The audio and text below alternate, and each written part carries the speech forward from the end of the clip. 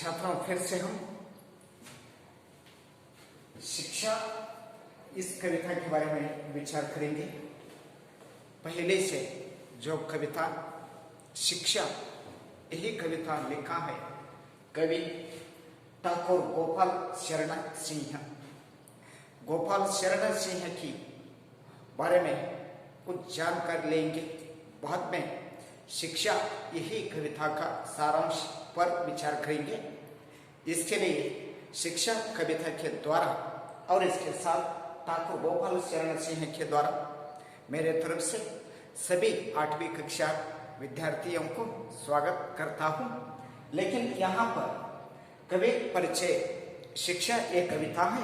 ये कविता का कवि ठाकुर गोपाल शरण सिंह है। ये ठाकुर शरण गोपाल सिंह का परिचय यहाँ पर 1892 इनका जन्म का ईस्वी है। 1960 यही मृत्यु का दिनांक है। 1960 इनका जन्म रीवा कहाँ है? झांसी रीवा में हुआ था। ठाकुर गोपाल शरण सिंह का जन्म 1892, इनका जन्म रीवा या झांसी में हुआ था। माता का नाम प्रभुराज कुंवरी। माता का नाम क्या है? प्रभुराज कुंवरी, ये माता का नाम है। और पिता का नाम ठाकुर जगत बहादुर सिंह था। जगत बहादुर सिंह। ठाकुर गोपाल शरण सिंह है ना, यही पिता का नाम बहादुर जगत बहादुर सिंह है। और माता का नाम प्रभुराज कुंवरी माता का नाम है। पिताजी संस्कृत के प्रकांड पंडित थे। पिताजी कहे तो यहाँ पर जगत बहादुर सिंह है ना, वो बहादुर सिंह संस्कृत एक साहित्य है। वो संस्कृत साहित्य में प्रकांड पंडित थे। संस्कृत के बारे में बहुत तरफ से यही जगत बहादुर सिंह ने जानकारी ली गई है। इसके लिए संस्कृत के एक प्रकांड पंडित कौन है? आपका कवि है ना, गोपाल शरण सिंह। गोपाल शरण सिंह का पिता है जगत बहादुर सिंह है। वो जगत बहादुर सिंह संस्कृत का प्रकांड पंडित है। पिताजी की देख रेखा में सीएचसी की शिक्षा प्रारंभ हुई। पिताजी की ही नजरे में, इनकी ही देखभाल में गोपाल शरण सिंह का जो प्रारंभिक शिक्षा है, वो प्रारंभिक शिक्षा वहां पर प्रारंभ हो गई। 13 वर्ष की अवस्था में इन्होंने अंग्रेजी पढ़ना प्रारंभ किया।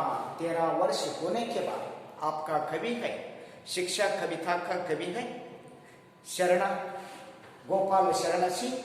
वो गोपाल शरण सिंह अंग्रेजी पढ़ने के लिए या अल्फाबेट्स ABCD जो प्रारंभ किया, उनका वया था वही समय में केवल 13। और यहाँ पर प्रारंभ किया। इसी समय उनके पिता का देहांत हुआ। गोपाल शरण सिंह केवल इनका एज है 13। वही समय में जगत बहादुर सिंह या गोपाल शरण सिंह का पिता मृत्यु हो गई। मैट्रिकुलेशन से आगे वे पढ़ न सके, जिसके लिए उनका पिता मरने के बाद कवि का जो अध्ययन है, गोपाल शरण सिंह का अध्ययन केवल ही SSLC तक ही पढ़ गई। क्योंकि जो आगे पढ़ने के लिए मुश्किल आ गया है या कठिन परिस्थिति में आगे जो उन्नत व्यासंग पाने के लिए उनका पास सामर्थ्य नहीं है। इस तरह इनकी भाषा कहें तो यहाँ पर गोपाल शरण सिंह है। इनकी भाषा किस तरह है? यही इनकी भाषा सरल और बोलचाल की है। इनकी भाषा जो पढ़ने वाले व्यक्तियों बहुत ही सरल रूप से समझ में आ सकता है और बोलचाल की है। महावीर प्रसाद द्विवेदी का प्रोत्साहन इनको बहुत मिला। महावीर प्रसाद द्विवेदी एक श्रेष्ठ साहित्यकार है हिंदी में। वो साहित्यकार का जो प्रोत्साहन है या सपोर्ट गोपाल शरण सिंह को मिला। सरस्वती पत्रिका में इनका कविताएं छपने लगी। वहां समय में सरस्वती एक पत्रिका है। किस तरह आपका संयुक्त कर्नाटक, विजय कर्नाटक, कस्तूरी, कर्मवीर, जिस तरह जो पत्रिका है वो पत्रिका में जो कवन प्रकट हो सकता है, उसी तरह गोपाल शरण सिंह का जो कवन है वो कवन सरस्वती नामक एक पत्रिका है। वो पत्रिका में इनका कवन छपने की कार्य है, वो कार्य प्रारंभ हो गई।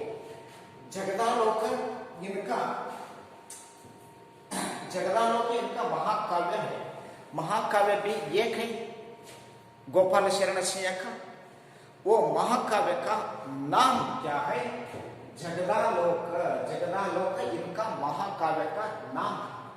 महद्वी, मानवी, कांदबिनी, ज्योतिषमती, संचिता, सुमन, विश्वगीत और ग्रामिका इनके मुक्तक काव्य।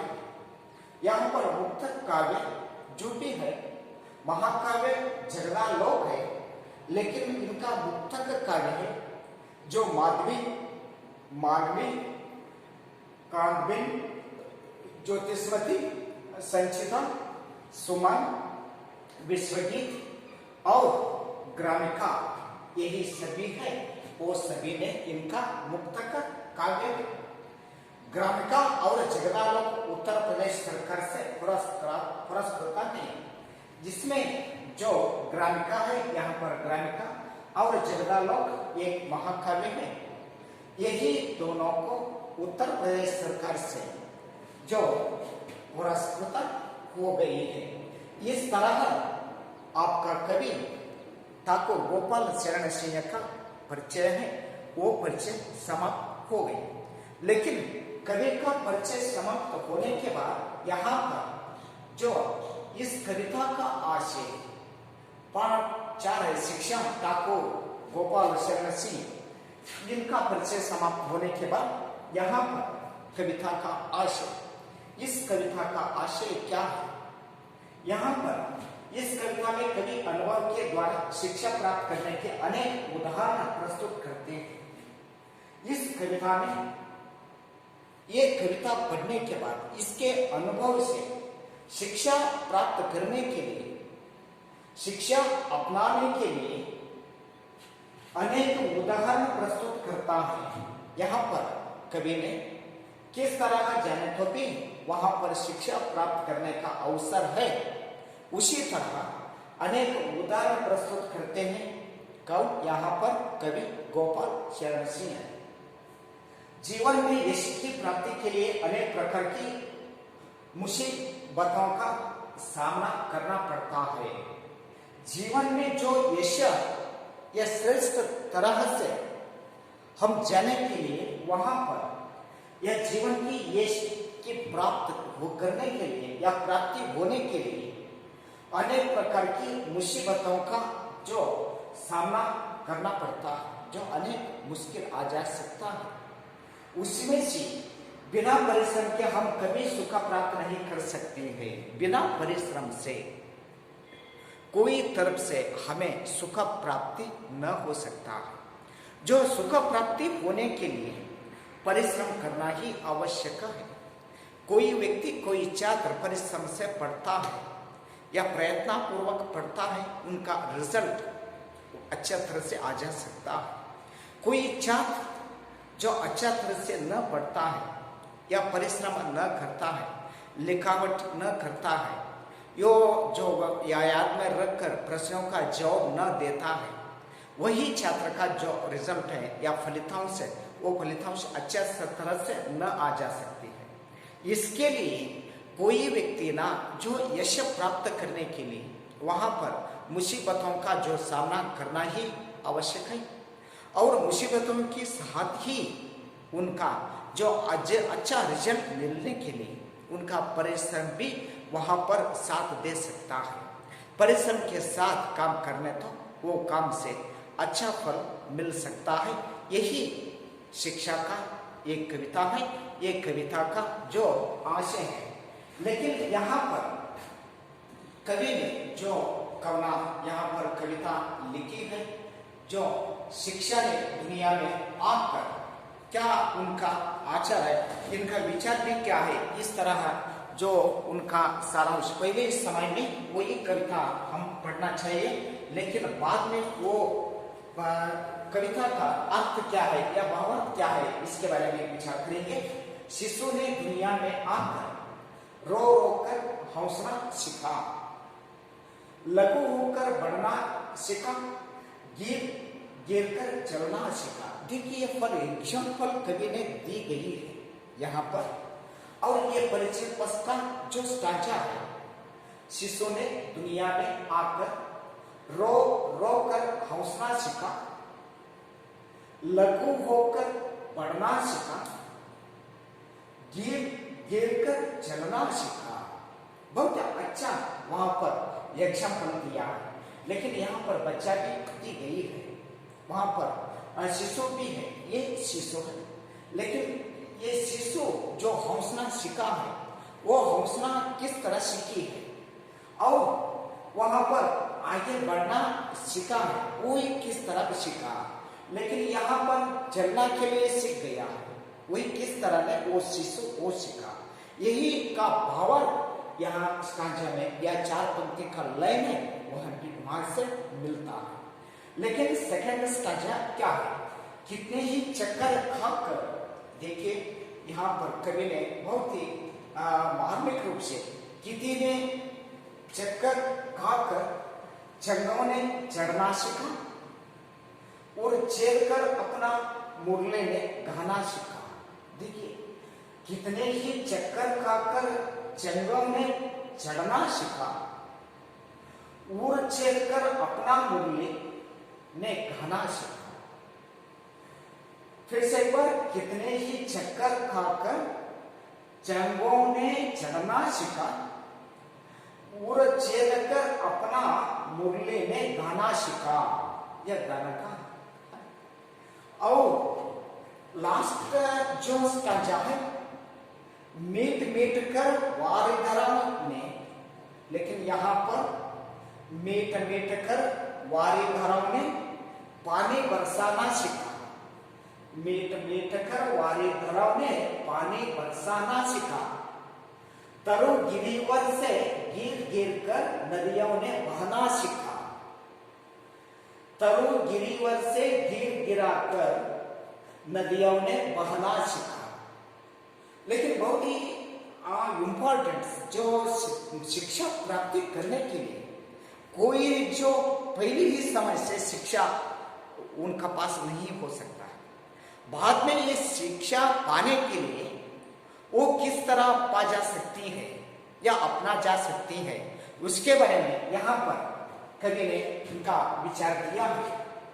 लेकिन इसमें जो दुनिया कहे तो कठिन शब्द आ जाता है ना, इसके लिए दुनिया कहे तो जगत या संसार, लघु कहे तो छोटा, हल्का कहे तो लघु छोटा या हल्का, और चंगा वहां पर चंगे आ गए ना, चंगा चंगा कहे तो पतंग या काइट, पतंग, ऊर का एक जातीय हार्ट है ना, वो ऊर, और वारिधरा कहे तो बादल, क्लाउड, क्लाउड है वो का अर्थ हिंदी में बादल या वारिधर। गिरी, गिरी है ना पर्वत, हिल जो गिरी, और छेद करना जो इंटरसेक्शन, चित्र करना, और सुराख, चक्कर खाना इधर उधर घूमना, चक्कर खाना तो वो कहीं इधर उधर घूमता है ना, उसके लिए यहाँ पर चक्कर खाना शब्द उपयोग की गई है। यही जो समाप्त होने के बाद, लेकिन फिर से हम वापस यहाँ पर उस कविता के बारे में विचार करेंगे। लेकिन यहाँ पर शिशु ने दुनिया में आकर कहे तो जगत में आकर, यही ब्रह्मांड है या निसर्ग है। वो निसर्ग में शिशु आने के बाद क्या करता है, रो रो कर हौसला सीखता है, वो शिशु ने पहले ही जन्म होने की ही बाद वो हंसता नहीं, फर्स्ट ही वो शिशु ने क्या करता है, रोता है। रो रो कर शिशु ने रो रो कर हंसना सीखा। शिशु किस तरह हंसना सीखा, रो रो कर हंसना सीखा। लेकिन हंस कर रोना न सीखा वो शिशु। लेकिन इस दुनिया में शिशु आने के बाद पहले ही रो सकता है। रो रो कर वो शिशु ने हंसता है और लघु होकर बढ़ना सीखा। लघु या हल्का, लघु होकर यह शिशु ने बढ़ना सीखा और गिर गिर कर चलना सीखा।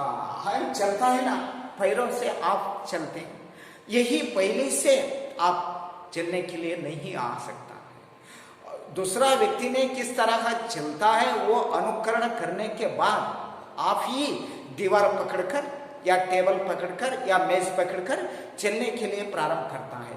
वो प्रारंभ होने की ही समय में आप गिरता है, आप पड़ता है। पढ़ने के बाद भी वही काम न छोड़ देता है तुम्हें, लेकिन वही से गिर गिर कर क्या सिखाया, चलने सिखाया। इस तरह जो पहला स्टांजा का अर्थ है, लेकिन वापस सेकंड और थर्ड स्टांजा का अर्थ क्या है उसके बारे में नेक्स्ट वीडियो के साथ विचार करेंगे। सभी छात्रों को धन्यवाद।